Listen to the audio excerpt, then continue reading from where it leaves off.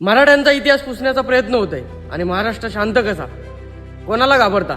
दिल्लीच्या वर्चस्वाला? अरे दिल्लीच्या ही तख्त राखीतो महाराष्ट्र माझा. इतिहास विसरू नका मराठ्यांना कोणी हिंदुत्व शिकू नये.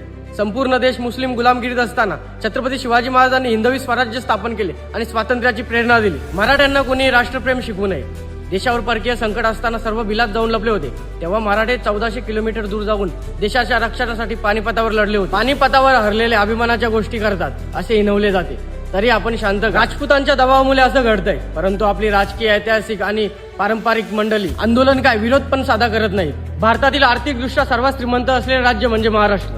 क्षेत्रफळाच्या दृष्टीने 3ऱ्या क्रमांकाचे राज्य म्हणजे महाराष्ट्र. लोकसंख्येच्या दृष्टीने 2ऱ्या क्रमांकाचे राज्य म्हणजे महाराष्ट्र. सर्वात जास्त ऐतिहासिक आणि राजकीय पार्श्वभूमी लाभलेलं राज्य म्हणजे महाराष्ट्र.